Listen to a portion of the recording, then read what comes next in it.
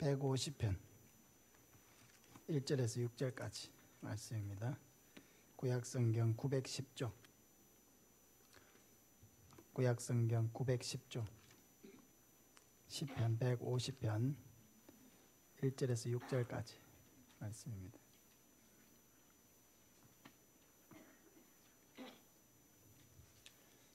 교독하겠습니다. 할렐루야, 그의 성소에서 하나님을 찬양하며, 우리 같이 읽읍시다. 할렐루야, 그의 성소에서 하나님을 찬양하며 그의 권능의 궁창에서 그를 찬양할지어다. 그의 능하신 행동을 찬양하며 그의 지극히 위대하심을 따라 찬양할지어다. 나팔 소리로 찬양하며 빗바와 수금으로 찬양할지어다. 소고치며 춤추어 찬양하며 현악과 퉁소로 찬양할지어다. 큰 소리 나는 제금으로 찬양하며 높은 소리 나는 제금으로 찬양할지어다. 호흡이 있는 자마다 여호와를 찬양할지어다. 할렐루야, 아멘. 여호와를 찬양하라 하는 제목으로 말씀을 전하겠습니다. 오늘 추수감사주의를 지키면서 하나님께서 우리에게 베풀어 주신 그런 은혜들, 우리의 모든 삶의 작은 조각까지도 하나님의 은혜와 돌보심 아래 있다는 것을 기억하게 해주셨습니다. 오늘 오후 예배 후에는 감사 찬양 경연대를 통해서 하나님 앞에 우리의 감사와 찬양을 올려드리려고 합니다. 이 시편은 복 있는 사람으로 시작해서 여호와를 찬양할지어다로 마치고 있습니다. 시편에는 많은 종류의 시들이 있었습니다. 눈물의 기도가 있었고, 회개의 기도가 있었고, 또 감사의 기도가 있었습니다. 때로는 억울한 가운데 탄식하는 기도도 있고, 고통 속에서 하나님의 은혜와 구원을 바라는 그런 간절한 그런 기도도 있었습니다. 그런데 그 모든 기도는 결국 하나님을 찬양하는 것으로 마치고 있습니다. 왜냐하면 하나님께서 우리의 하나님이 되신다라고 하는 이 사실만으로도 우리는 찬양하기에 충분한 이유를 가지게 되기 때문입니다. 오늘 시편 150편은 찬양에 대해서 우리에게 많은 것을 가르쳐 줍니다. 첫째, 누가 찬양을 해야 합니까? 호흡이 있는 자마다 여호와를 찬양하라 했습니다. 6절을 보면은 호흡 있는 자마다 여호와를 찬양할지어다. 할렐루야. 할렐루야 하는 이 말이 바로 여호와를 찬양하라 하는 명령어죠. 할렐루야, 여호와를 찬양하라. 호흡이 있는 자가 누굽니까? 모든 사람이죠. 이 땅에 살아있는 모든 사람은 다 호흡이 있습니다. 그 호흡이 있는 사람을 이 땅에 주신 이가 누구입니까? 하나님이시죠. 우리를 창조하신 분이 누구십니까? 하나님이시죠. 우리에게 생명을 주어서 이 땅을 살게 하시는 분이 누구십니까? 하나님이시죠. 우리의 모든 생명과 삶이 하나님으로부터 왔기 때문에 그 호흡이 있는 자는 마땅히 우리에게 생명을 주신 하나님을 찬양해야 할 줄로 믿습니다. 찬양하면 여러분 기적이 일어납니다. 찬양을 하시기 바랍니다. 기쁨으로 찬양하시기를 바랍니다. 모든 일을 행할 때 찬양을 하시기 바랍니다. 여호사밧 왕 때에 모압과 암몬이 쳐들어와서 굉장히 여호사밧 왕이 두려워했습니다. 왜냐하면 모압과 암몬 연합군은 강하고 숫자가 많은데 이 남유다는 그 숫자가 적기 때문에 그대로 부딪혀서는 이길 수가 없는 그런 상황이었습니다. 그때 하나님께서 은혜를 주시고 그 찬양대를 앞세워서 하나님을 찬양하고 하나님께서 우리를 위하여 싸워주시기를 기도하면서 나갔을 때 어떻게 되었습니까? 그 모압과 암몬 군대, 그 군대를 하나님께서 복병을 매복시켜서 그 군대를 치게 하시고 나중에는 자기들끼리 막 싸우게 하셔가지고 자기 편끼리, 자기 편인지 적군인지도 모르고 자기들끼리 싸워서 그렇게 큰 승리를 하나님께서 주신 일이 있습니다. 하나님은 우리가 찬양할 때에 악한 사탄의 공격을 이기게 하십니다. 사탄은 항상 우리의 마음에 낙심을 주려고 하죠. 슬픔을 주려고 하죠. 걱정을 주려고 하죠. 그 마음이 슬프고 걱정이 되고 마음이 답답하면은 제일 먼저 우리의 입술에서 노래가 사라지는 거예요. 찬양이 사라지는 거예요. 그런 것들을 악한 영은 원하기 때문에 우리는 담대하게 오히려 낙심될 때에 찬양을 통해서 소망을 얻고, 또 마음이 슬플 때에도 찬양을 통해서 하나님의 위로를 경험하고, 또 찬양을 통해서 우리는 고개를 들고 하나님을 바라보아야 하는 것입니다. 사랑하는 여러분, 모든 일에서 찬양하시기 바랍니다. 기쁘게 찬양하세요. 또 찬양을 많이 들으시길 바랍니다. 그때 하나님이 우리를 찾아오시고 찬양 가운데 말씀하시고 위로하시는 것을 경험하게 될 줄로 믿습니다. 두 번째로, 그럼 무엇을 찬양해야 합니까? 하나님을 찬양하고 하나님이 행하신 일을 찬양해야 합니다. 2절을 보면 그의 능하신 행동을 찬양하며 그의 지극히 위대하심을 따라 찬양할지어다. 우리가 찬양해야 될 대상은 바로 하나님이십니다. 그죠? 여호와를 찬양하라. 하나님, 여호와 하나님이십니다. 그러면 찬양의 이유가 있어야 되는 거죠. 그냥 찬양합니다, 이것이 아니라 찬양의 이유가 있어야 됩니다. 하나님이 행하신 그 위대하신 일을 찬양하는 것입니다. 하나님은 우리를 위해서 천지 만물을 창조하셨죠. 저는 이 자연을 보는 걸 참 좋아하는데, 어릴 때는 별 보는 것이 좋아가지고 옥상에 들어 누워서 별 보는 일들이 많이 했었습니다. 저희 집이 2층으로 돼 있어가지고 그 2층 옥상에 올라가서 별을 보면서 감상에 잠긴 일들이 참 많았습니다. 전 별이 그렇게 좋더라고요. 별을 보는 게 그렇게 신기하고, 저 하늘에 저렇게 별이 있다라고 하는 것이 그렇게 저에게는 참 좋았습니다. 시골에 있으니까 산으로 뛰어다니고 들로 뛰어다니고 개울가에서 아침부터 저녁까지 고기 잡고, 그런 일들이 뭐 하루 이틀이 아니었습니다. 그 자연이 좋고, 그 자연을 통해서 하나님이 말씀하시는 것 같고, 또 나에게 사랑한다고 말씀하시는 것 같고, 그 자연의 그 아름다움이 하나님이 나를 위해서 창조하셨다는 것을 생각하니까 너무 행복하고 기쁜 거예요.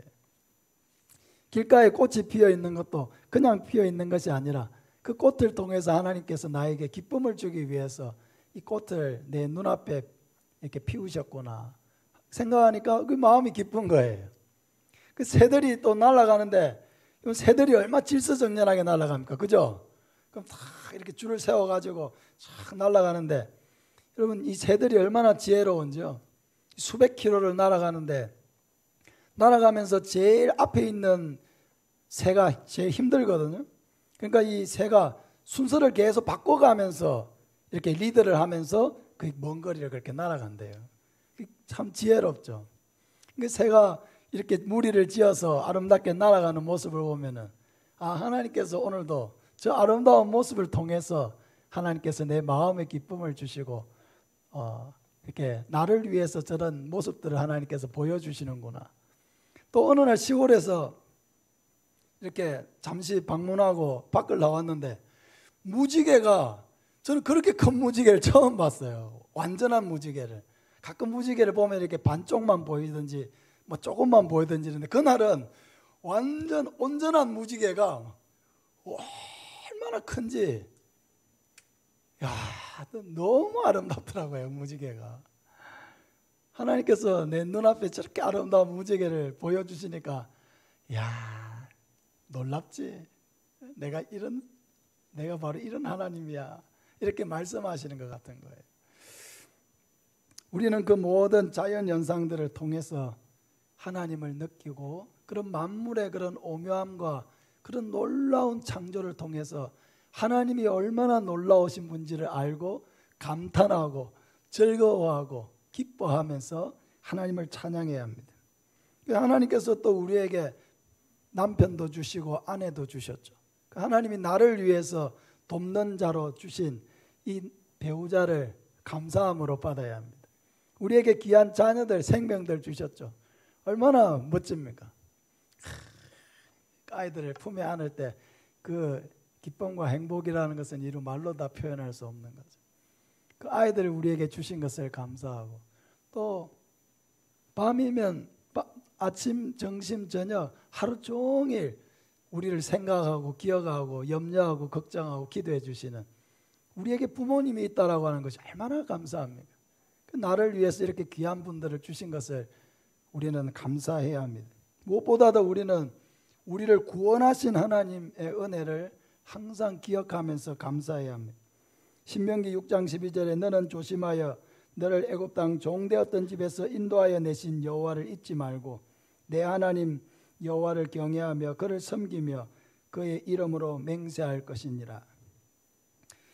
이스라엘을 애굽 땅 종되었던 집에서 인도하여 내신 것은 우리를 사탄의 권세, 어둠의 권세에서 인도하여 예수 믿고 하나님의 자녀 되게 하신 이 구원을 상징하는 그런 사건입니다. 그러니까 우리가 한평생 찬양하고 노래해야 될 제목은 하나님이 나를 구원하셨다는 것이죠. 하나님이 나를 사랑하셔서 그 독생자 예수 그리스도를 나를 위해 보내시고 십자가에 죽게 하심으로 나와 같은 생명을 살려주셨다. 아, 하나님의 은혜로 이 쓸데없는 자 왜 구원하여 주시는지 나는 알 수 없도다.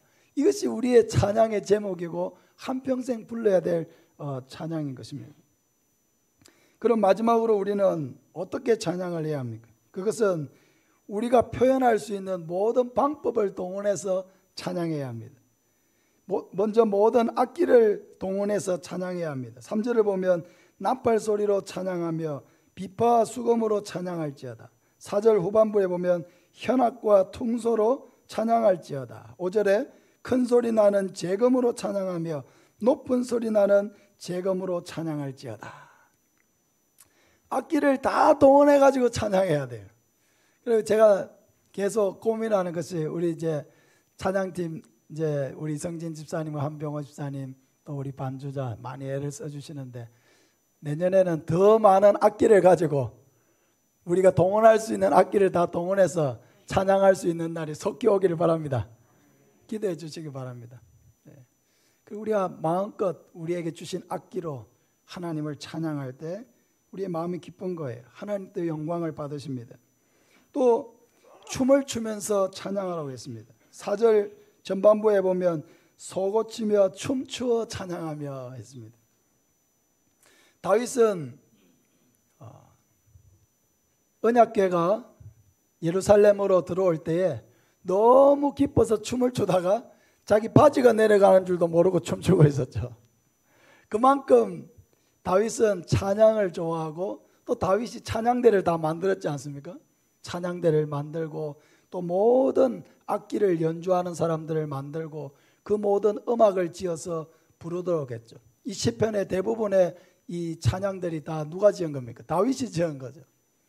다윗은 하나님께서 이 찬양의 은사를 주셔서 어릴 때부터 수금을 잘 타고 또 그 수금을 타가지고 사울이 이렇게 영적인 정신적인 병으로 고통을 받고 있을 때 사울이 이렇게 다윗이 타는 수금 소리를 들으면은 머리가 맑아지고 좋아졌다고 했거든요. 그 다윗이 어릴 때부터 이 음악에 조예가 깊고 열심히 이렇게 찬양하는 것을 하나님 앞에 기쁘게 찬양했던 그런 사람이었습니다. 왕이 되어서도 막 춤을 추면서 하나님을 찬양했다는 거예요. 우리나라의 기독교는 이 500년 유교 문화 속에서 유교 문화라고 하는 이런 문화 바탕 속에 기독교가 들어왔기 때문에 굉장히 우리나라에 정착된 기독교는 매우 점잖은 기독교죠. 그죠? 이렇게 엄숙하게 예배드리는 예배, 이 예배가 우리는 하나님을 기쁘시게 하는 예배라고 믿잖아요. 근데 아프리카에 이렇게 단기 선교를 가보면은 보통 한 3시간 정도 예배를 드려요. 보통 예배 시간이. 근데 3시간 중에 2시간은 찬양 시간이에요. 2시간 동안 춤추면서 노래하면서 찬양하는 거예요. 앉아서 찬양하는 사람이 한 명도 없어요. 다 일어나가지고 막 몸을 흔들면서 손을 들면서 목소리를 높여서 이렇게 찬양하는 거예요. 예배가 축제예요. 잔치예요. 우리는 만약에 그렇게 예배 드린다면 예배가 너무 경박하다, 가볍다 아마 이렇게 생각할 거예요. 근데 우리는 우리와 다른 방식으로 예배하는 것을 배척할 필요는 없어요. 왜? 하나님은 우리는 이런 예배가 하나님을 기뻐시게 한다고 생각하기 때문에 우리는 엄숙하고 점잖게 예배를 드리지만, 하나님은 또 아프리카 사람들이 춤추면서 노래하면서 이렇게 찬양하고 예배하는 것도 기쁘게 받으시는 거예요. 하나님은 각 나라와 족속 그 문화 속에서 그들이 하나님이 주신 은사와 그 악기와 여러 가지 춤으로 하나님을 찬양할 때, 하나님은 그 모든 찬양과 예배를 기쁘게 받으시는 줄 믿습니다. 그래서 우리도 더 자유롭게 좀 찬양할 수 있으면 좋겠어요. 찬양할 때 손을 들면 또 옆 사람이 또 보는 거 아닌가. 손도 못 들어요, 잘. 너무 점잖으니까. 여러분, 손이 들고 싶을 때요, 손을 드세요. 일어나고 싶을 때 일어나기도 하세요. 근데 다 쳐다보는데 또 뒤에서 그냥 조용히 앉아서 하지 뭐 또 서서 또 한다고. 여러분, 그렇게 하지 말았으면 좋겠어요.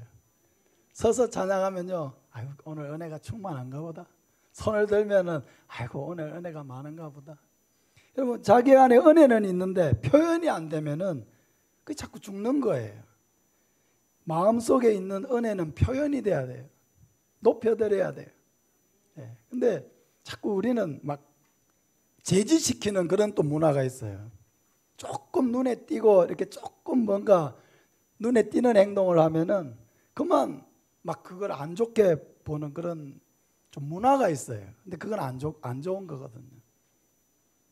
표현하려고 하는 것을 표현할 수 있도록 그냥 두는 게 좋아요. 그렇게 할 때 우리 안에 그 예배의 자유함이 흐르는 거예요. 예배가 억압되고 뭔가 하나님 앞에 기쁨을 표현하고 내 안에 주신 즐거움을 표현하고 싶어도 자꾸 사람들이 무슨 안 좋은 얘기를 하고 구설수에 오르고 이러면 그 예배가 딱딱해지고 자꾸 뭔가 억압되고 위축되는 거예요. 서로 그렇게 하지 마시길 바랍니다. 자유롭게 하나님 앞에 찬양할 때는 기쁘게 편안하게 가장 즐거운 마음으로 그렇게 찬양할 수 있는 그런 분위기를 우리가 함께 그 예배를 만들어 가야 됩니다. 하나님은 우리의 예배와 찬양을 정말로 기뻐하십니다. 그래서 개인적으로 있는 시간에도 하나님을 마음껏 찬양하시길 바랍니다. 우리 안에 은혜를 주실 때 찬양으로 하나님을 높여드리고 또 기뻐하고 감사하시길 바랍니다.